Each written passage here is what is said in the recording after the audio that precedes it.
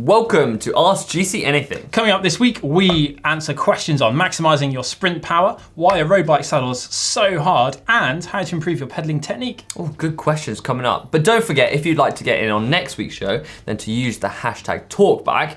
And if you want 3 months free subscription from our mates over at Zwift, then to use the hashtag Ask GCN Training and put them in the comment section below. What do you think of our new table? It's tiny. Yeah, it is smaller, isn't it? Right, you ready to get into some questions? Yep. First question comes in from A. James. GCN, I don't have a power meter, but Strava estimates my average power on rides. How accurate is that? And my smart trainer gives me some power which looks similar, but I don't know if they can be trusted. Any comments or thoughts? Well, you know what? Strava actually does a really good job of estimating your power, and especially over the course of quite a long ride, it's more effective than it is over short efforts. So down hills, it won't really know if you're pedaling or not, and it will just give you an estimate versus gravity. So it will say that you probably got quite low wattage, even though you might have been pedaling with a strong headwind. But even that over the course of a long ride, it will probably tell you something pretty close to an actual figure. Like I've certainly found when I've been using it that it's been within about 8%, which isn't really all that bad at all for an estimate. Right, mate, I'm going to take your word for it because, well, I don't really use Strava, so I hope you're right in that regard. I'm not the only one that's found it to be okay. Up next is a question about sprinting from Steve Bonito. Hey guys, I seem to get reasonable sprint power indoors on the watt bike, around 1500 watts, but I only seem to be able to get just over 1000 watts when out on the road. Any ideas why? Interesting question, because normally I would say is your sprinting would be probably better outside versus the inside. Yeah. But this could be like discrepancies between your power meter readings, or if your power meter is calibrated, or the temperature inside versus outside. There's quite a few variables going on. Yeah, inside versus outside, I guess. Yeah, fatigue comes into it as well. At what point in your training session outside are you trying to sprint? If you're doing it at the end of the ride and you're tired, whereas indoors on the watt bike, you might be doing it earlier on. That's gonna make a difference as well. That's very true. So I would say just make sure your power meters are really correctly calibrated. Yeah, that is your watt bike and on your bike outside. It might actually be hard to know if the watt bike's calibrated or not. So maybe ask the place where you're using it when the last time that was done. Yeah. It's best bet, I reckon. So have a go with that. Actually, we've got a video for you there. I recognize that guy sprinting there to actually help you with your sprinting. So have a look at that and see how you get on. Position within the group is also crucial. There's no point having all the power and speed of Mark Cavendish if you start your sprint 30 metres behind the front of your group. You want to be further forward for a fast tailwind sprint, but a slower headwind or uphill sprint does afford you a little extra time to pass riders that have gone too soon and started to slow. And the winner of this week's 3 months free subscription from Zwift is John Everson. So get in touch on Facebook and we'll get those 3 months sent over to you as quickly as possible. And you sent in this question. Yep, John would like to know what the best training approach is to develop a ruler type ability. He's a triathlete. Ooh. There's another channel for you guys. He can knock out 56.5 miles of an Ironman in 2:40, but would like to bring that down to around 2:30. He cycles 3 times a week with a bit of road and a bit of turbo, totaling around 6 hours. He wants to know how to become more like Kirienka. Oh, don't we all? But good question, actually. And from your triathlon background, it seems like you got a really good state of steady power output, really. And you've actually got really good base fitness. And as always, we sent this question off to Zwift and they came back with this answer. Yep, so generally speaking, a ruler is pretty good at everything. They can climb a little bit, they can sprint a little bit, and they can throw in a good time trial when they need to as well. But what they're really good at is that 1 to 4 minute type power. That's 100%. And you've got 3 sessions a week that you've got to work with, basically. And 2 of them, we would suggest you do out on the road. So maybe on your first session, do a road session which is more endurance based, so sitting at around zone 2. And then for the next session, why don't you chuck in a climbing session? Yep, and on that climbing session, you want to aim to do 4 to 6 intervals that are around 3 to 5 minutes in length. So that VO2 anaerobic kind of cusp. And you really want to do these quite a bit above your threshold. So they're gonna be essentially max efforts, really. Yeah, 100%. And then when it comes to your indoor session, which you can do using Zwift, obviously, why don't you chuck in some really high power sessions and then followed by a really short recovery, and that will really help. Yep, there's actually a session attached, and you might see it on screen in a minute, and that would be 10 30-second efforts, but with only 15 seconds recovery, and then straight into 5 minutes at your threshold power. It's going to be a real tough one. That sounds really tough, actually, thinking about it. Don't forget, this could take around 6 weeks to sink in, so don't expect to see your gains shoot up after the first couple of sessions. No, consistency is key, so stick with it and enjoy. Good luck. Yeah, and let us know how you get on in the comment section below. Next question comes in from Rule Randler. Hi, I'm a sprinter type with a max wattage of 1,823 watts. That's a pretty good sprint. But I'm afraid of a mass sprint, so my goal is to make a breakaway in the last 5 or 10 kilometers before finish with a little group. What could be the best training sessions on Zwift to do that can maintain my 5 or 10-minute kilometer sprint, I guess? Rule, I find that an incredibly interesting question, and my first response would be, if you're so good at sprinting, which with that sort of peak power you would imagine you probably are, why not just try and build your confidence and you work on your positioning in the bunch to make the most of that sprint? You will win far more races than a non-sprinter with that sort of kick at the end of a race. Trust me, I know, because I didn't win much. But don't be so hard on yourself. You help other people win a lot. Yeah. But since you've asked the question, my advice would be to actually really work on your ability to ride faster than the bunch. So that means getting really tucked up in aero. So that's an important thing, because no matter how much power you produce, if you're doing 55 kilometers an hour, for example, it's going to be hard to stay away unless you're very aerodynamic. And then you want to work on your 5 to 12 minute efforts. So this sort of VO2 kind of area, because you're going to be trying to hold off a bunch of people that is chasing you behind. And generally, people chasing behind work better together than just one rider on their own. Although you will be able to commit fully to it. It's going to be hard, isn't it? I think it's always going to be hard. Winning bike races isn't easy, but yeah, that's good advice, Chris. And put that in, and hopefully you'll see some good wins in the coming season. Yeah, I left out an important bit of information there, though, and that's when you do these 5 to 12 minute efforts, you can choose the duration. They don't always have to be the same. What you want to look for is around 30 minutes total workload. So if you do 5 minutes on, then you do 5 minutes off, and if you do 7 minutes on, it's 7 minutes off. Short but effective. Short but effective, but aim for around 30 minutes total interval length. Good luck with that. Right, I reckon we should hit on with the next question from Gustav Larsen. My non-cycling friends always ask me why road bikes have such hard saddles, and I'm struggling to give a good answer.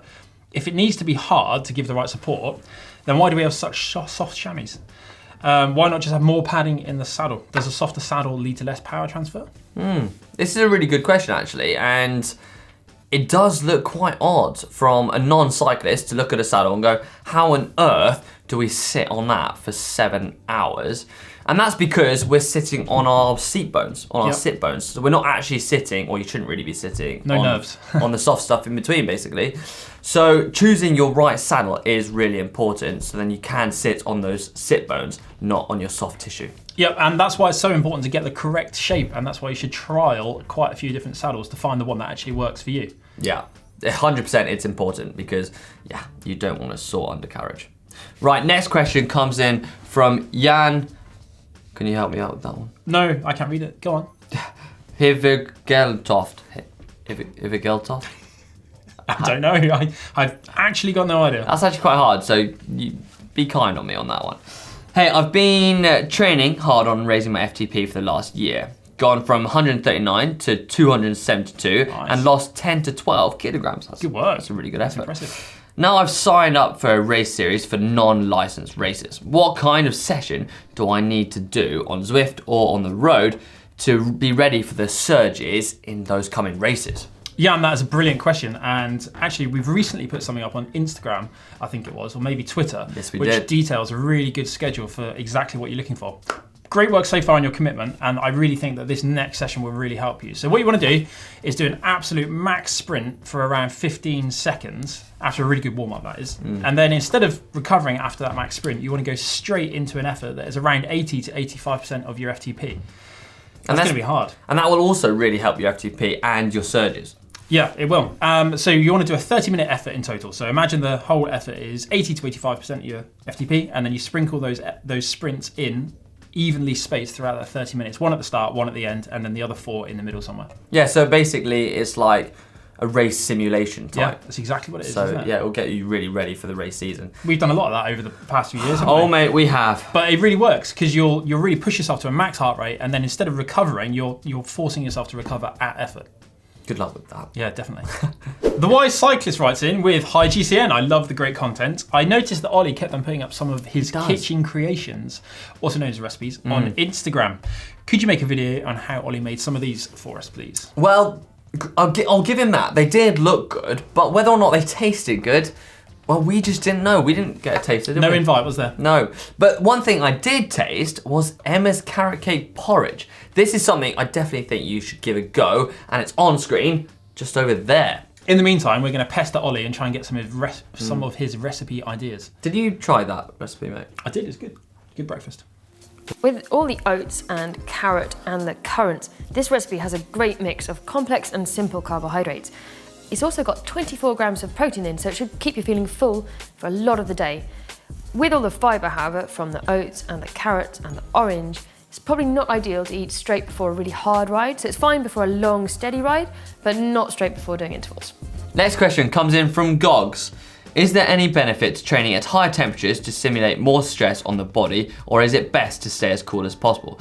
So basically what he wants to know is there benefit training indoors in a really hot state, or outdoors in a cool state, basically? Well, yeah, there is potentially. We're going to start off with the rule that we bang on about, that training has to be specific. So if you're about to go on holiday on a cycle tour somewhere really warm, and it's not particularly warm where you live, then yeah, you will benefit by riding indoors and helping your body become more efficient at cooling itself down. Secondly, contrary to popular belief, you actually burn more calories when you're warm and when you're sweating. It is true that at a certain level you will burn more calories when you're cold, but that's only when you're shivering and potentially endangering your health. So if you want to burn more calories and sweat, it costs a lot of energy to sweat. If you want to do that, then there is also a benefit to training when you're hot. But if you're training to improve your power output, then in fact you're actually better training in a controlled temperature that makes you feel more comfortable and enables you to access more of your potential power output, because that's the only way to get better. Yeah, but if you're doing like a race, like I know the GB team in the Olympics, they cranked the heating up in the velodrome to simulate the same temperatures as they would be racing in say, Beijing. And so this was to help them use the power output in a really hot state. So it helps you to acclimatize to what the race simulation would be like. Neil Simpson, and I don't know where Neil lives, but apparently it's coming towards summer, and I wish I was there. Me too. He's using lights to be seen rather than to see with, and wants to know what the best mode is for the lights. Right, I would say the flickering ones, because they're definitely the ones that catch your eye if you're driving. Yeah, they might not be legal in your country necessarily, but it is proven that a sporadically flashing light catches the eye better than a constant or a regularly flashing pattern. Right, we've got another one from Pavel. I'm not going to try reading out that one. I've stitched you up this week, haven't I? Yeah, you have. Good day. I work in the office, and among the work week, there is no time to ride a bike. What is the best way to combine training on 1 to 1.5 hours with Zwift during the week, after work, and cycling on the weekends? Yeah, and it is tough, isn't it? We know how you feel. But if you can do 3 of those rides throughout the week, then that's really going to boost your fitness, isn't it? And then at the weekend, if you have the chance, even if it's not every single weekend, if it's just 1 in 4 or 1 in 2 weeks, you get out to do a longer ride, that's really going to help top up your endurance levels, isn't it? Yeah. So just basically try and get as much in as possible, but the hours that you've got can make you fitter and better cyclist, 100%. Yeah. Intervals, all about intervals. So find good intervals that appeal to you and your specific goals and aims on Zwift. Yep. Stephen Monteleno. Howdy gents, I recently did my first Zwift FTP test and came out with 204 watts. Good. However, on subsequent rides on Zwift, I keep getting notifications that my FTP keeps on increasing, usually on hill climb sessions. Ooh, well that's a good sign, isn't it? This is a really good sign. Keep at it and keep training, because your FTP and your training and your fitness is obviously going in the right direction. Good job. Next up we have Aaron Schultz. With all the work to lose grams on the bike, has anybody tried to fill the frame with a lighter gas such as helium or hydrogen? I know there are restrictions on weight, but couldn't they then add comfort products to offset? Ooh. Right, that's a good question. Has someone tried putting helium in a bike frame? They did tyres. Eric Zabel famously had helium in his bike tyres years ago, and that's going back a while now. But the trouble is, with helium, they are a lot smaller molecules than, say, oxygen, so it's actually more difficult to trap the air. Do you know that? Wow. Yeah, research. Colin Hilson. I'm relatively new to cycling and I want to get better at pedaling form and technique. Are there some drills that you would recommend to make sure I'm being as efficient as possible and not picking up bad habits? Right, this is a good question as well. And I actually did this using a watt bike because a watt bike shows your power output on both legs basically. So it shows how smooth you are at pedaling. And so if you can use a watt bike maybe in a gym or something like that, then you can actually focus on getting a really smooth pedaling action. We've got a couple of things to add to this actually. Both of us in the past used a product called power cranks, and they're not power meters, they're actually clutch driven cranks. They're actually really hard to pedal with. They're insane, it's so difficult. And to stand up, some riders can stand up, I definitely couldn't. No. Each crank is pedaled individually from the other one, and that will really teach you to pedal a full circle. Whether it's beneficial or not is kind of up for grabs, because it's scientifically been proven that actually how you pedal is personal, and it's not necessarily that everyone has a one-size-fits-all plan. Yeah. There's another thing you can do. Mega high cadence drills, so like 170 to 200 revs a minute for around 20 to 60 seconds. That is also proven to improve your pedaling efficiency. I'd give that a go, then the watt bike, and then Power cranks last. Then power cranks last, yeah. Right, I guess that's it for this week's Ask GC Anything. I enjoyed that one. It was good. Good questions. Good. If you'd like to get on next week's show, then what hashtags do you use, Chris? Hashtag Torqueback for all your cycling questions. But to be in with the chance of winning a free 3-month subscription to Zwift, use the hashtag Ask GCN Training. Yeah, don't forget to give this video a big thumbs up.